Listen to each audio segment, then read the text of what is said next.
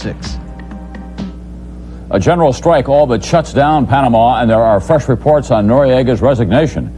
The Contras and the Sandinistas meet while American troops stay in sight right next door. NBC Nightly News with Tom Brokaw. Good evening. Panama's General Manuel Noriega remains in power tonight, but for how long? Opposition groups determined to drive him from Panama organized a successful national strike today, and now, as NBC's Ed Rabel reports, Noriega's resignation could be announced shortly. Shopkeepers locked the shutters down, bringing Panama City close to paralysis despite a government order for soldiers to keep businesses going. Yet all of this, today's strike, the attempted coup, the U.S. economic squeeze, all may be overshadowed by Noriega's next move. NBC News has learned that General Noriega intends to retire as Commander-in-Chief of the military, removing himself as a target of U.S. pressure. Under Panamanian law, the United States cannot extradite Noriega from Panama on the indictments it has against him, even if he steps aside.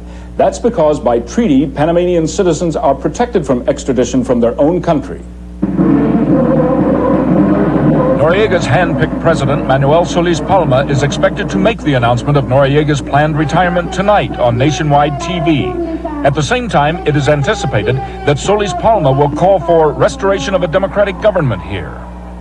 Noriega will be forced to leave. But the new government would exclude Eric Del Valle, the man the U.S. still recognizes as president of Panama, the man who went into hiding here after he tried to fire Noriega about a month ago. Noriega hopes that by eliminating himself as the center of attention, he will be able to control behind-the-scenes events in Panama and guarantee that his friends in the military will not be ousted from power. More than anything, however, Noriega believes he will have thwarted the U.S. government moves against him and his people. But just stepping down will not be enough for the U.S. or his opponents. His plan did catch his opponents completely by surprise. In the last minute, he is going to resort to desperate measures, and he might be just building up his strength and being tough because he wants to be in a more powerful position to negotiate. Noriega believes he can hold on to power and go gracefully into retirement with full honors sometime next month. Maybe. News of his plan is not yet out in Panama, and there's no telling how all of the people who oppose him here may react. Ed Rabel, NBC News, Panama.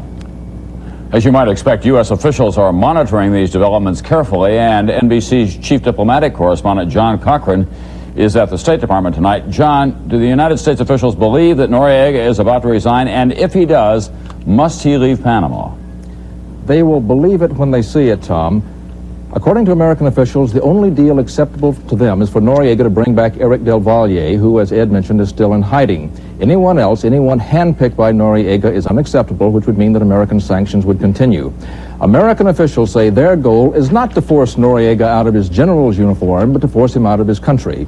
Now, what would happen if Noriega said, okay, let me stay in Panama, but I'll let Del Valle run the country as president? American officials say no deal because, as one of them told me, I just don't trust Tony Noriega. Tom? Senator Lugar was saying today, John, that Noriega is in good shape in his country because he's got all the guns and most of the money. Is that an assessment shared at the State Department? Well, even Senator Lugar thinks that eventually Noriega has to go. But he's sure right when he says Noriega has money. He has millions stashed away abroad. As far as the guns are concerned, right here in this room, in the State Department briefing room earlier today, a State Department spokesman sort of made a plea to the Panamanian military not to support Noriega. Those are the guns that Lugar is talking about. American officials want the Panamanian military to finally give up on Noriega because U.S. officials believe that it will not only take civilian discontent, but military discontent to get rid of Noriega. Thank you very much, John Cochran at the State Department tonight.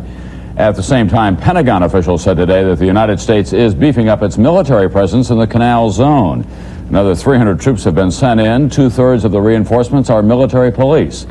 The addition of these troops was described as a prudent measure in light of the unrest in Panama. Just ahead, the Contras and the Sandinistas